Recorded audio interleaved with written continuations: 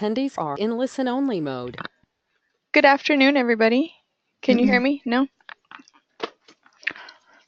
Wonderful. Let me try the settings. Do you want to tell everybody that we're trying to... Yeah, like I unplugged it and plugged it back in. Good afternoon, everyone, and welcome to today's webinar in regards to the manual timesheets.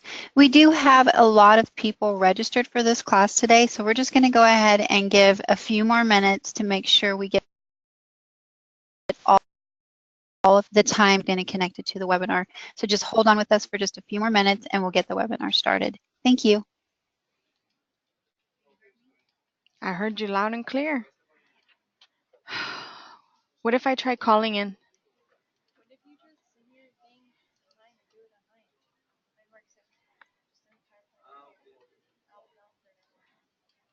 Okay. Or do you want to just log in and I can use your headset?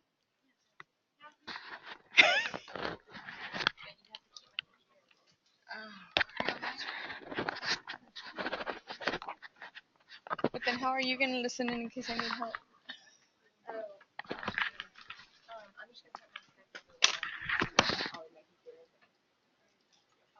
I'll go and... You want me to sit over there? No, you can sit at your... Okay. No, they're still logging in. There's 53 now.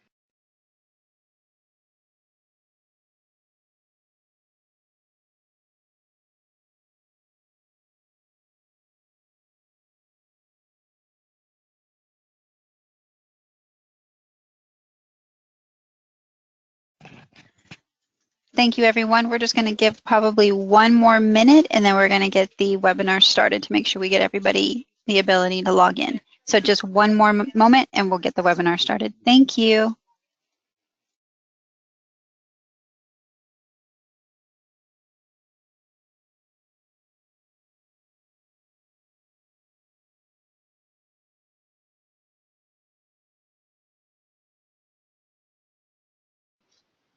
Good afternoon. Can everybody hear me? If someone can type a response.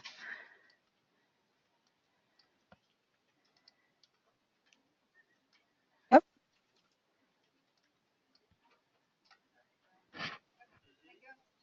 Okay. All right. Sorry for the technical difficulties, guys. But let's go ahead and get started. We may have some stragglers that are logging in, so we can just go ahead and fill them in on what they missed. So good afternoon, everyone, and thank you for joining us today on our webinar for manual timesheets. My name is Beth Briones, and I will be leading today's session. I'm part of the EPAY team. The EPAY team does consist of myself, Jade Leal, Tiandra Rober, and Christian Contreras. Now, just a quick reminder, during this webinar, all attendees will be muted and you are in listen-only mode. So please ask all questions via the GoToWebinar question area of the control panel, as shown here on this slide, and they will be addressed at the appropriate time by either myself or someone else from the team. Okay. All right, so let's go ahead and get started. Now, just a quick overview of what we're going to cover in today's webinar. We're going to review Blueforce payroll process itself, payroll readiness, and then we're going to go ahead and discuss the handling of payroll adjustments and manual timesheets. Now, first off, are you producing error-free payrolls? So is your team consistently getting paid correctly and on time? Now, this is something that's very important, of course, to all of our employees. So let's go ahead and do a brief overview.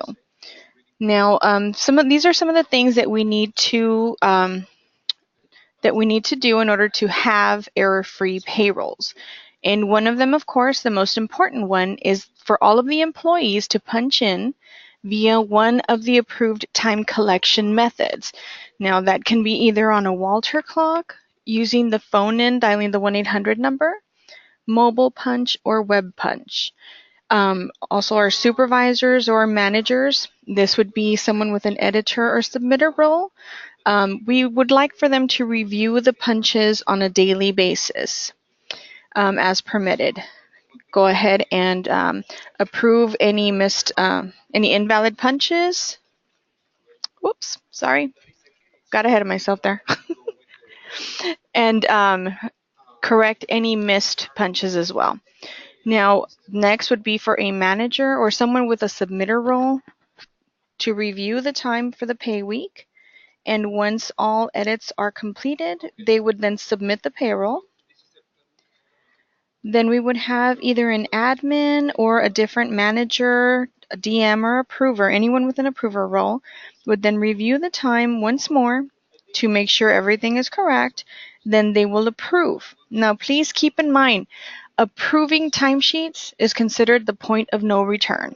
So we do ask that everyone please make sure all of your edits and approvals are done prior to submitting and approving the payroll. Once you approve it, like I said, we do consider that the point of no return. It's very difficult to make any changes once a timesheet has been approved. Sorry guys, I keep on clicking ahead of myself there. Okay, and finally, corporate takes over by exporting the time over to JDE for payment. This is considered the processing of your payroll and the funding of payroll. Now let's go ahead and talk about the point of no return. Now, as submitters and approvers, we do want you to make sure that everything is correct before finalizing the payroll. Now, it is your responsibility to make sure that all hours are accounted for, and it is your responsibility to ensure that the employees are punching in and out on a daily basis. Again, guys, I cannot stress enough the importance of ensuring that everyone punches in and punches out for every single shift. This will actually reduce the number of payroll errors and help reduce the number of manual timesheets. Now, once approvers approve and the export process will then begin, and it's very difficult to retract. It's very difficult to stop that process. Now, corporate payroll then prepares a time for export. And once initiated, the export process sends your payroll over to JDE for processing. So any missed time after that will need to be treated as a manual timesheet. Now, what are the expectations that we have of you as Blueforce users? So we do expect for you to do daily review of your time cards, approve any punches, invalid punches, mismatched fingerprint punches, and make corrections within the next business day. So this would be less than 36 hours before the in punch, which is the standard. If this is done, this will also help you with your EPAY compliance score as well. Now, you can also do approvals at the clock sites. If you have any supervisors there, they can be set up as reviewers, and they can make approvals of mismatched fingerprints. They can actually also correct any missed punches on the clock itself. Also, we do have the editors and submitters that would need to use Blueforce, if it's available, to make all of these corrections. Now, for any non-clock sites, that would be for the phone-in and for the mobile punch as well as the web punch. Approvals and corrections would need to be made directly in Blueforce. And again, we do ask that they be done on a daily basis.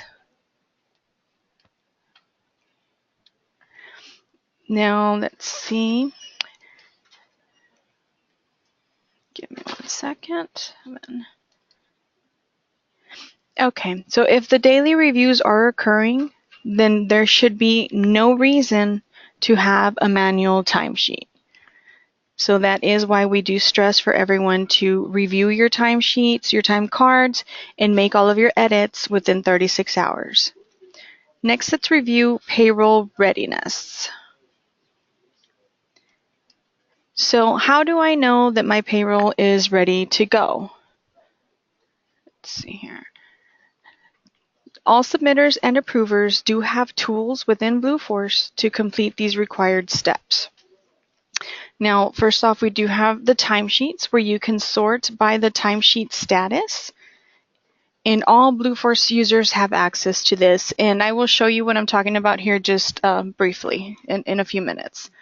We also have the payroll summary screen. Now that is mainly for approvers, and this displays the number of employees that are in a not ready for payroll status. Also, the payroll register report. And this displays all employees and their payroll status by pay group. And we would like for everyone to please run your payroll register report during every payroll before you send it over to corporate payroll for export. This is very helpful, and I will show you an example here in just a second. Okay, so payroll readiness. See here, this is the timesheet view. From the timesheet, you have many tools that will help you to ensure that your payroll is ready to be submitted and approved. So as you can see here, Okay, as you can see here, the status. This shows you the status of the timesheets. Now, in order for it to be ready for the payroll process to begin, it does have to all say approved. This shows you here, open punches, shows you anything that needs attention. Now, if you see something here, a red number outlined by black, then you are not ready for the payroll process to begin. Something needs to be addressed.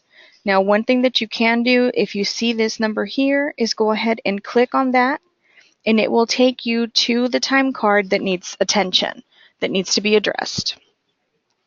Also, always make sure that your dates, you have your correct dates in here to search.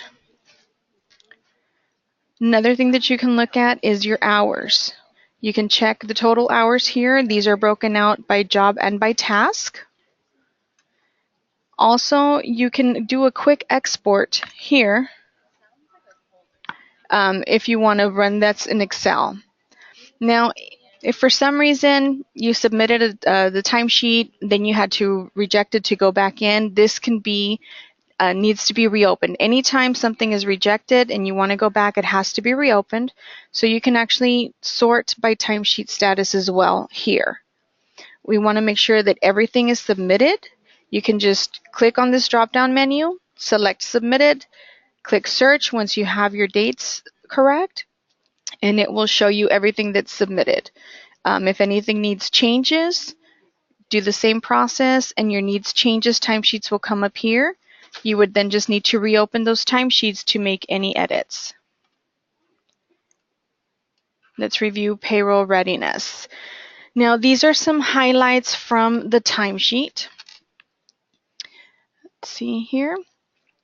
First, we do want all the submitters and approvers to, of course, review your timesheets.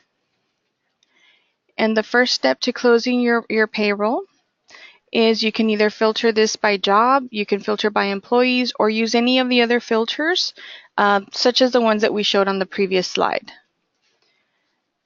Let's see here. Now, please remember that all of your timesheets must show approved in order for payroll to be able to process. If something does not show an approved status, payroll will not be able to pull that, and that employee's time will not be paid out. So that, of course, would mean having to do a manual timesheet, which is what we want to avoid. Now, open punches count, that would be what I showed you that has the red number by the black background. That tells you how many open punches you have. Now, the timesheet also shows you hours by a total of job or task. You can also see all of regular time, OT time, or any other hours, which those are usually considered either PTO or holiday pay. And again, the timesheet also gives you the ability to do a quick export, to run a quick report. Now, let's go ahead and look at the payroll summary screen.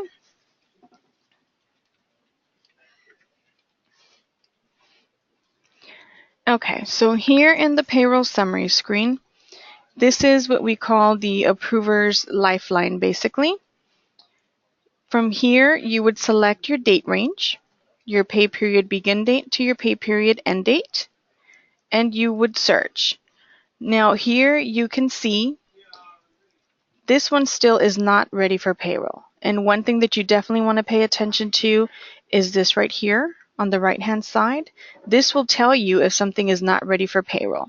So if you have 100 that say ready for payroll and you have one not ready for payroll, then you cannot submit and approve. And then you cannot send it over to payroll for processing. Okay. Now, the pay groups are all sorted together. Now, some of you may only have one pay group, so you won't see other pay groups listed. But you see this plus sign right here, you would click this to expand, and it'll give you all of the pay groups that are listed here. And again, this shows the number of employees that are not ready for payroll.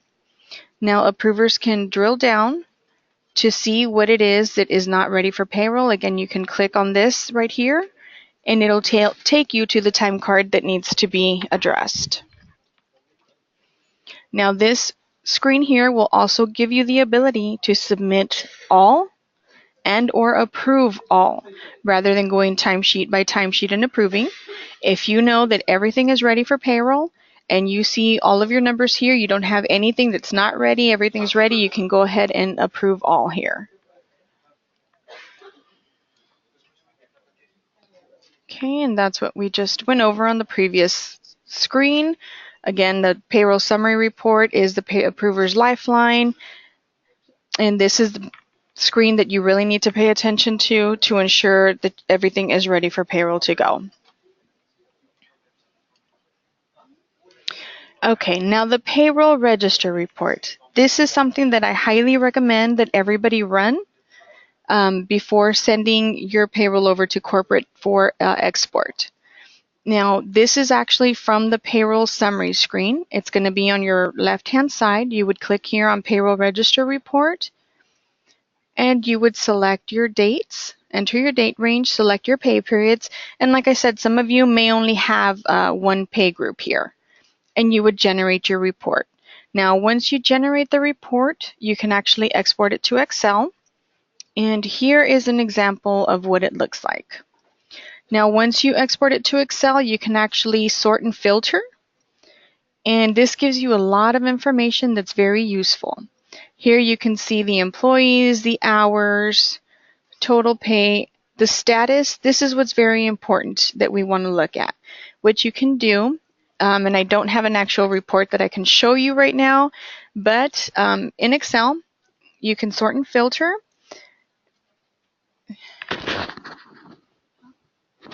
Okay, you can sort and filter here, and you can just check for anything that says not ready for payroll. You can have some that say ready for payroll and some that say not ready for payroll. You want to make sure you don't have any that say not ready for payroll. Also for export the employees, we want to make sure that all of the employees are exportable to JDE. So here you can sort as well and filter.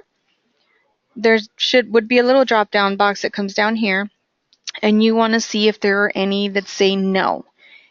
If you have a no in this field here, that means that employee, even if their time is in Blueforce, everything looks good, they have no open punches, that time will not go over to JDE. For some reason, sometimes this happens if they were on salary and they're going to hourly, or they're a rehire for whatever reason, their profile was set to not export with the regular payroll. So it's very important to take a look at that. If something says no, then that would need to be addressed, and you would put in a ticket so that we can go ahead and set them as exportable. Otherwise, that employee will not get paid. Same thing with this section here. This will tell you whether the employee is active or not. And let me see if we have any questions. Okay. Okay, great. We had one question and that was already addressed. So let's go ahead and move on. Okay, and these are just the highlights from the report. We should always run the payroll register report. This is a very key step, and it should show all ready for payroll. Always remember, anything that says not ready for payroll is not good. The report provides you hours and dollars to be paid. This is gross pay, keep in mind. The export column should always show yes. The is active column should always show yes as well. And just a reminder that the report is exportable to Excel. So if we do have someone that did not get paid for whatever reason, how do I handle a payroll adjustment? So this is where we would create the manual timesheet. So now that we no longer have to create an SPR, everything has to go directly into Blueforce. So we need to ensure that your manual timesheets are being entered correctly. So all adjustments will be handled in Blueforce using the manual timesheet process. This includes interim check situations, which are for any unpaid hours, missed time, etc. Now, these are handled separately from your regular timesheet, and it's actually done in a different location. Manual timesheets will never show up alongside regular timesheets. With the manual timesheet, you do have the ability to enter up to 2 prior pay periods, and best practice and for reporting purposes. That's the reason why we say it should be only up to 2 prior pay periods. Now, if for some reason 3 months down the road somebody comes in and says that they didn't get paid for a day, and we find out that's correct, they did not get paid, we need to get them taken care of. This would require additional assistance from corporate payroll if it's more than 2 prior pay periods ago. Now, one thing with the manual timesheets, and I'll log into Blueforce here shortly and show you what I'm talking about, would be submitting and approving a manual timesheet before all other interim situations are compiled. So for example, let's say you have Joe Smith and Jane Doe on the same job, and both of them didn't get paid. You create a manual timesheet for Jane Doe, you submit it and you approve it. If you go and try and enter a timesheet for the other employee, it's not going to allow you to do it. So we highly stress that you ensure you enter all of the manual timesheets for all employees before you submit and approve a manual timesheet. Otherwise, once that's done, that pay period is no longer able to be used. So how do I handle payroll adjustments? For the current pay period, payroll not approved yet, if it's something within the current pay period, then there is no need to create a manual timesheet for any hours that reflect the dates with the open period. So if your payroll has not been submitted yet, it hasn't been approved, hasn't gone over to corporate payroll for export yet, you can enter this time in a time card, or if it's PTO, then you can enter it directly onto the regular timesheets. There's no need for manual timesheets. For example, if the current open pay period is January the 2nd through the 8th, and an employee has 16 hours of vacation due for January 4th and 5th, then there's no need to enter that time on a manual timesheet. You would simply go into the regular timesheet for that employee, add a row, and enter it as PTO time with a different, you would change your rate type.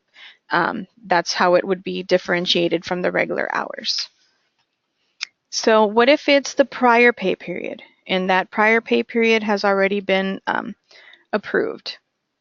So if any pay period has been approved and already exported, it's a prior pay period that's already been paid out, then you must create a manual timesheet for any hours that reflect the dates with the closed period. For example, if your prior closed period is January the 2nd through January the 8th, employee has 16 hours of vacation due for January the 4th and January the 5th, then in this instance we would create a manual timesheet. Now this will be the only way to pay the employee those hours that are due. So do not contact your corporate payroll contact and ask them to import or to key those missed hours directly into JDE. They will no longer be able to do that. Now, the ability to directly key in any time to JD Edwards has been removed from everybody. So currently no one is able to directly enter time into JD Edwards. Everything does have to go specifically through Blueforce. So in this instance, then we would create a manual timesheet for those 16 vacation hours that are owed to the employee. Okay, and this is just to reiterate what I just said. The JDE security has been adjusted for everyone and will not allow for any direct time entry into JDE. So the time entry is restricted. You do have to create a manual timesheet in Blueforce. And once again, this will be the only way to pay the employee hours that are due. So just to reiterate, please do not contact your corporate payroll person and ask them to import or key those missed hours directly into JD Edwards, as they will not be able to do so anymore. So finally, let's go ahead and go into how to create a manual timesheet. Okay, so this is what your screen is going to look like. How do we get to the manual timesheet screen?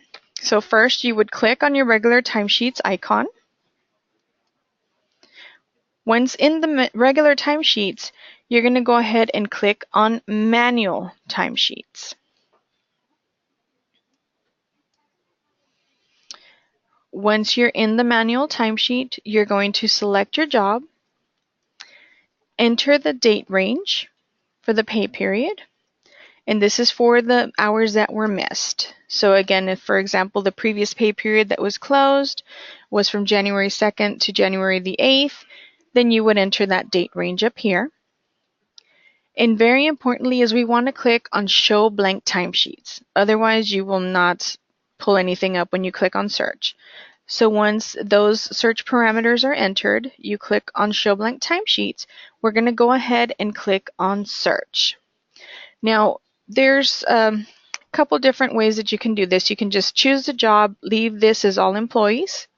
If you have multiple pay groups, if you leave this at all employees, you may see a lot of different open timesheets.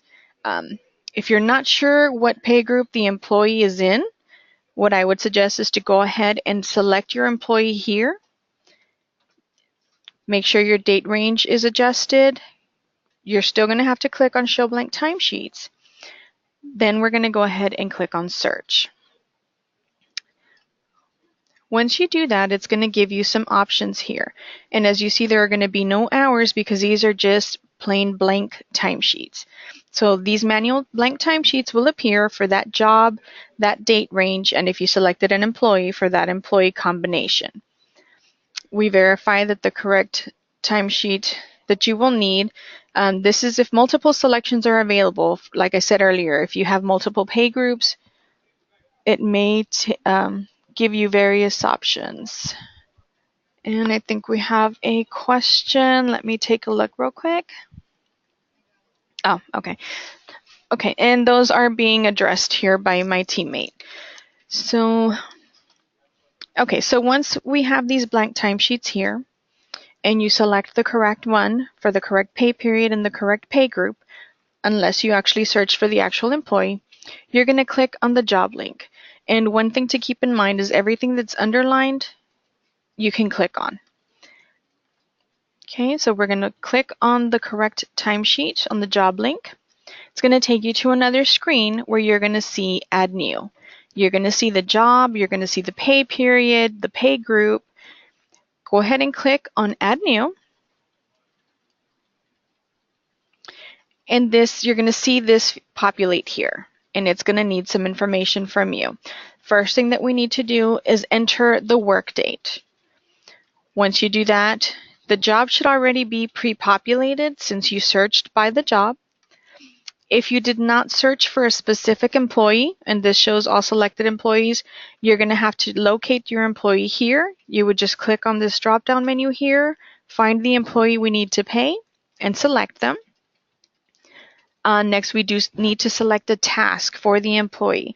Was the employee a custodian? Is the employee a floor tech, etc.? Once you choose the correct task, if this needs a work order number attached, you would go ahead and select your work order if needed only. Now, the past pay date. This is where a lot of people get tripped up when doing manual timesheets. The past pay date has to be a date before the work date. So, for example, here we show the work date as 12/29. Past pay date is 12/27. What I always suggest is to make your past pay date the first date of the pay period that you missed hours for. So as you see here, this pay period started on 12/27, so the past pay date is 12/27. Now, once you select all of that, we're going to select a rate type. If this is back pay that we owe the employee, we're going to go ahead and select the drop-down menu here and choose back pay. If it's, say, we forgot to pay the employee for 4th of July, so it's holiday non-work time, then you can select your holiday non-work time rate type. Or if there is any vacation time that was missed, the employee took a few days off and we forgot to pay him for them. So then you would just choose here vacation, enter the number of hours worked, and we can leave the pay rate field blank as this will pull from the employee profile. Other pay, we don't do anything in other pay. And comments. Now this is mainly for your records. However, I always suggest to enter some sort of comment in there just for your own records.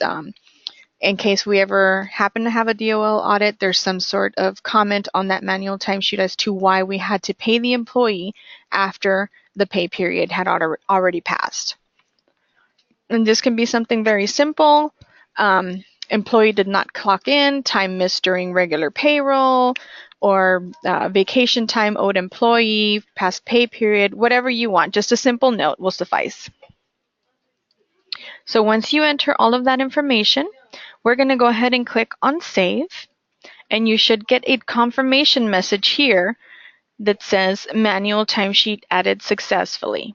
Now, what I do see quite often is people get an error message that say cannot enter more than 23 hours in one day. Okay, and let me see here. Give me 1 second. So this can happen if, say, for instance, we need to enter multiple timesheets. You can continue entering additional manual timesheets lines as needed. There is no limit, but of course we shouldn't be creating any manual timesheets, right? So this is where a lot of people get that error. So say Edward Cozina here is owed 30 hours, and you enter this line here, and your past pay date as 12/27. Hang on, let me go back a couple of timesheets, a couple of slides here. Sorry about that, folks. I'm going back to this one here. So say if Edward was owed 30 hours and you enter 12/29, you enter, your 8 hours or 10 hours, how many hours he worked. Then you enter 12/30, say he worked another 10 hours on 12/30. Then you enter 12/31. If you don't change this past pay date here, it is not going to let you proceed because the system thinks that you're trying to enter 30 hours for this past pay date of 12/27, and the system will not allow you to enter more than 23 hours within a day. So what I always suggest is if you need to create multiple lines for one employee, go ahead and advance your past pay date by 1 day. So as you advance your work day, advance your past pay date by 1 day as well to avoid getting that error message. And I will show you guys an example of that here shortly. Okay, so if you need to make an edit to an existing timesheet that you created, a manual timesheet, or you need to delete a manual timesheet, say you entered it and then all of a sudden you realize, oh, that employee already got paid for that day. You can do so by simply clicking either edit here, and that will open the timesheet back up for you to do any edits as needed, or you can just delete it. So once you've entered a manual timesheet, what do I do next?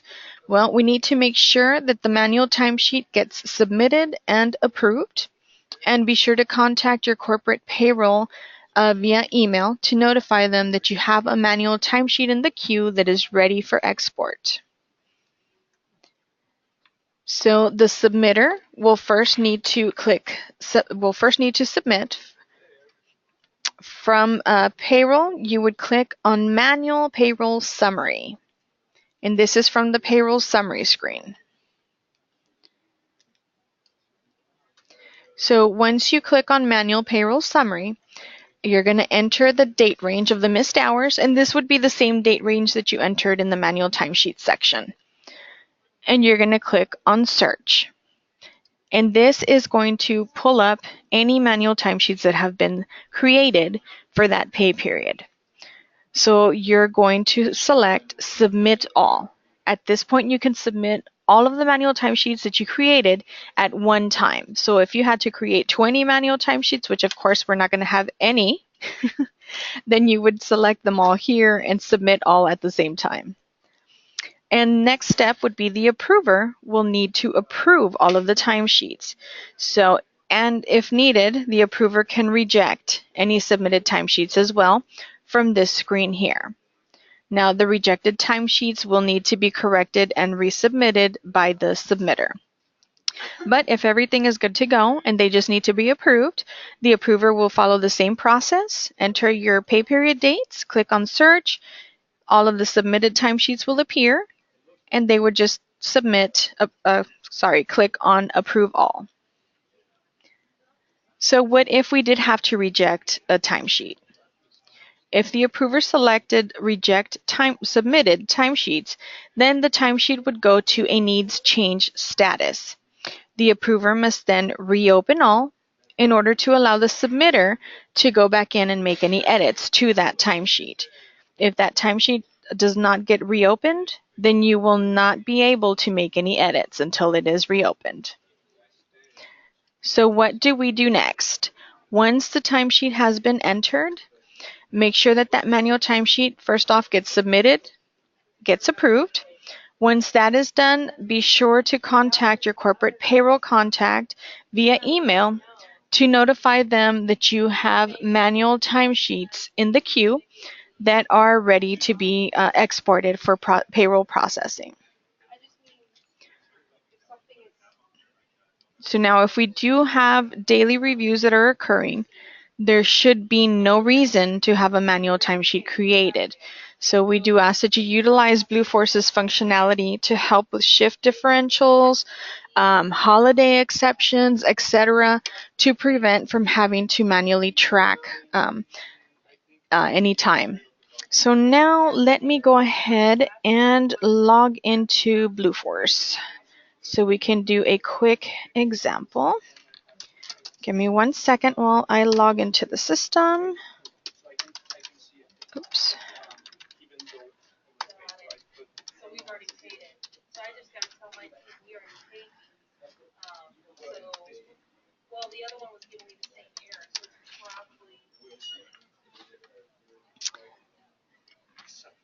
Okay.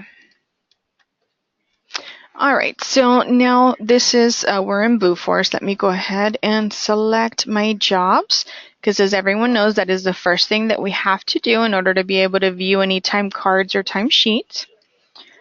So now that I've selected my jobs, we're going to go to timesheets, and we need to create a manual timesheet. So let's go ahead and choose my main office. I'm just going to leave this as all selected employees. And we will do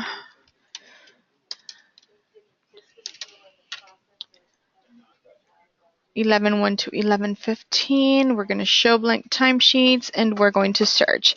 So see, this is what I mean when I say different pay groups. So for this pay period, for this job, we have these different pay groups. But I only want to look at Edward Cozina because he's the one that is going to have a manual timesheet. 229 to 11:4. Okay, let me change this to 11:5. Sorry, we have some other test timesheets that we've already created with our previous webinars this week. Okay, so since I selected Edward, I can see that this is the only pay group that Edward is in.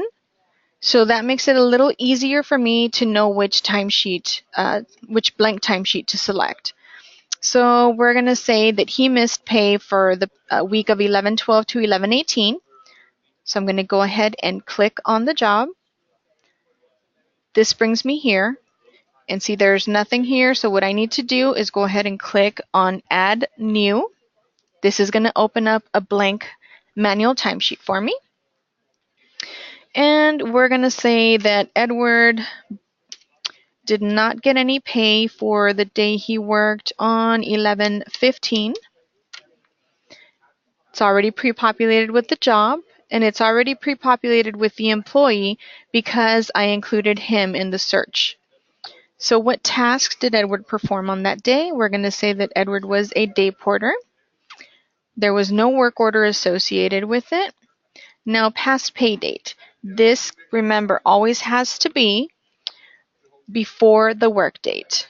So I'm just going to go ahead and make this the first day of that pay period, which is 11/12. Rate type. So this is back pay that I owe the employee. And it's not overtime back pay, it's regular back pay. So once I locate that rate type, which is right here, now I need to enter the hours. So we're going to enter 8 hours. But what if I accidentally enter 28 hours? The system is not going to let me do it if I go ahead and tab over. Even if I try to enter it over and over, if I click out of that screen, out of that section, it's not going to let me because it is more than 23 hours in a day. Okay, so we're going to go ahead and do the 8 hours that he's missing. I'm going to leave the rate type blank because this is going to pull from Edward's profile. Nothing in other pay.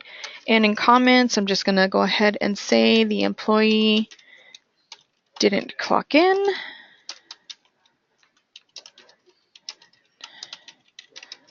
During regular payroll.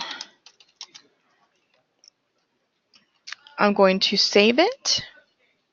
And here I get that it was successfully added. So there we go, pretty simple. Let's go ahead and add another timesheet. Say Edward missed a few days of time. So we're going to do 11/16. And I'm going to show you an example of what happens if you do not change your past pay period date. So let's say this day Edward worked a little bit of overtime. And he worked, past period. Put that the same. Back pay as well. And some of you may not have as many rate types as we have here in this test account. So let's say he worked 10 hours this day. Nothing for the rate type. And I can actually copy the comments, paste them. We're going to save it. And he's got one more day of pay that he's missing. So he also worked on the 17th.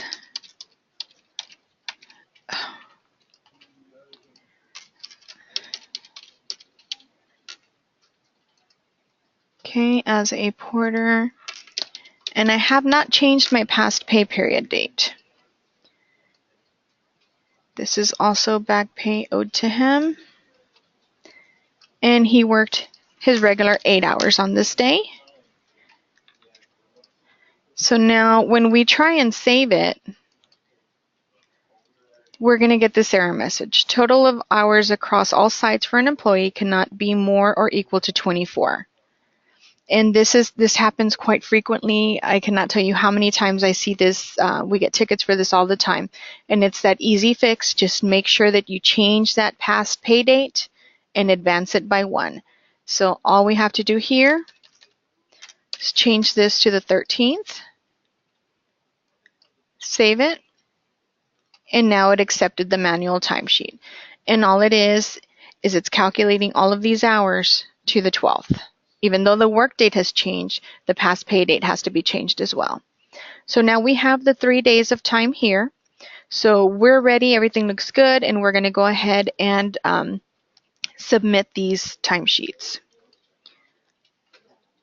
So we will go here and we're going to go to the manual payroll summary screen. And this was 11/12, whoops, to 11/18. We're going to search. And this is showing me that for this pay group, for this pay period, I have 3 open manual timesheets. So now I'm going to submit all. And now you see how this changed from 3 open to 3 submitted timesheets. Oops. Give me 1 second here.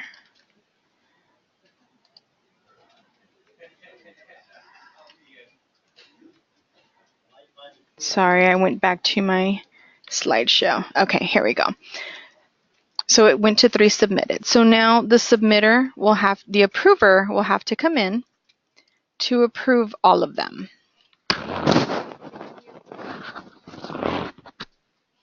So we're going to go, say I'm the approver. Okay. And we're going to go back to the manual payroll summary screen. And we're going to do approve all. However, since my test account has me listed as a submitter, as you noticed, when I selected approve all, nothing happens. Because as everyone knows, if you submit time, you cannot approve time. You can only do one or the other. So this would then go to the approver to ensure that those timesheets are now approved. And what we suggest is you can actually take a screenshot of this to send to your corporate payroll processor and let them know that you have 3 timesheets that are now approved, if these had already been approved, so that they can actually see that they're approved. Payroll does get a lot of requests for manual timesheets to be processed where they have not been approved, they have not been submitted, or one or the other. So to go ahead and prevent that, let's go ahead and send a screenshot of this to your payroll processor, and it'll make things go a lot smoother for everyone all the way around. And that pretty much summarizes the manual timesheet process. Does anybody have any questions that we can address at this time? And let me see if I can unmute people.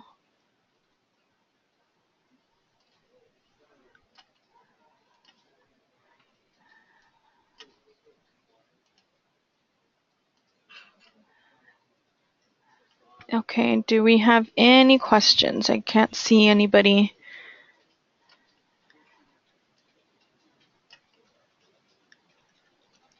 Okay, here's one. What if the employee worked OT hours? Will the pay rate of OT auto-populate as well? Is there a drop-down for this? That's a fantastic question. The manual timesheets are very basic. So unfortunately, the rules do not apply. Let's go back to the manual timesheet here. And let me go. Okay.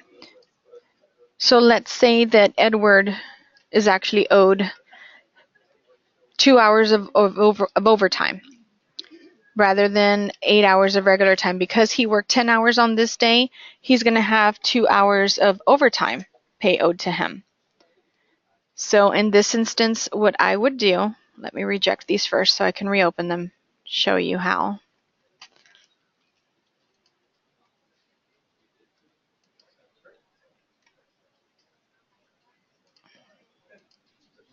It's not going to let me do it. Okay, we're just going to create a new one. Unfortunately, with the test account, I don't have the same access as I do with my regular account. So let's start over. Okay, so we're going to add new for Edward. Employee, I do not have the payroll tab on my dashboard. Okay, and the other question is being addressed by my teammate here. So in this one, we're going to say that he's owed 8 hours, 2 hours of OT, and 6 hours of regular time. And we'll say that this is for the 7th. Edward Cozina, day porter. Past pay date is going to be the first day of the pay period, which is the 5th. So out of those 8 hours, 6 are regular back pay. So we will go ahead and choose back pay. This is going to pay the employee at his regular rate of pay.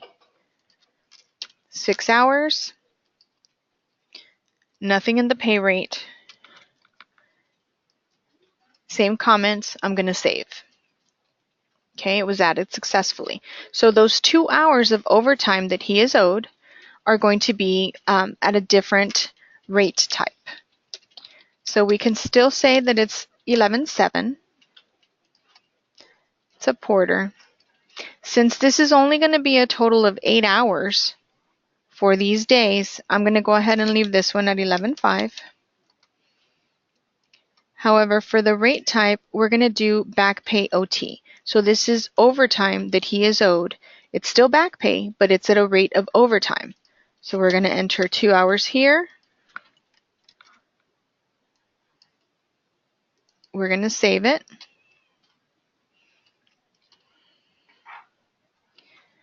And this one actually did the calculations because the rate type itself was overtime.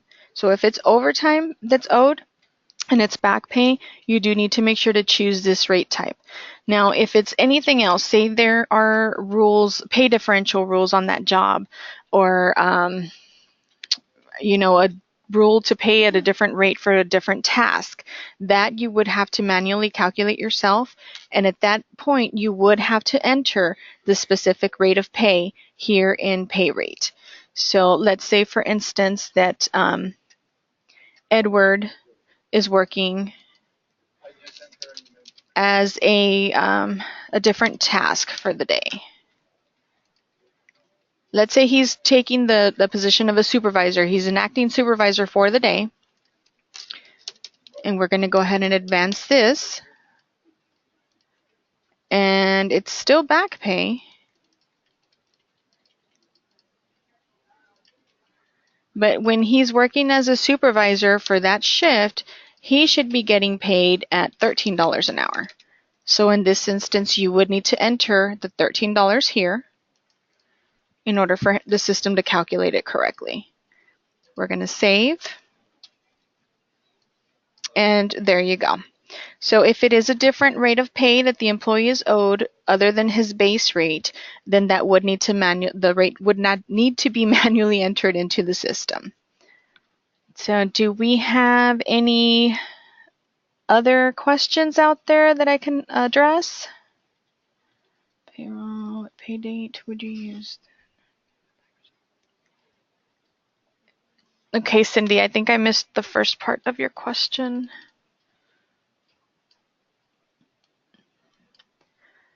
Cindy, can you unmute yourself?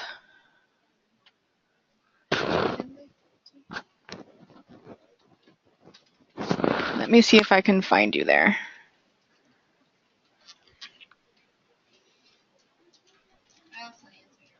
Oh, you did? Okay, actually, I think she dropped off. I don't see her on the list of participants. So, but, oh, nope, here she is. Okay, sorry, I can't unmute you because of the way that you called in. Okay, but actually, Tiandra already answered your question. I'll give it a few minutes and see if anybody else has any additional questions or concerns that we can go over.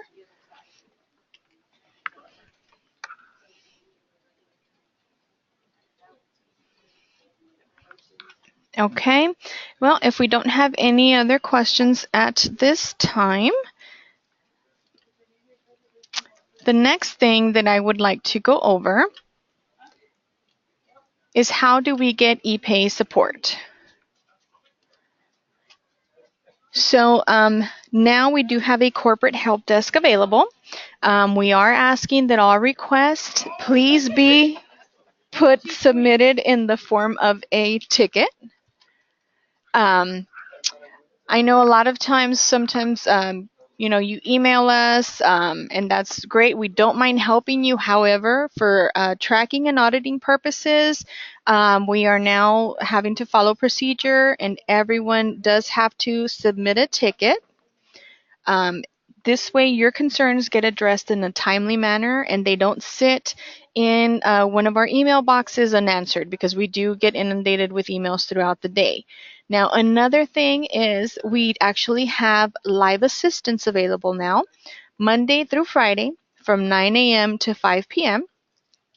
If you call this line here, if you have an urgent issue or you just prefer live assistance rather, than the ticket, call this number from 9 to 5, and it will actually be answered by one of us if it's an EPAY related question. And this is actually for all of corporate.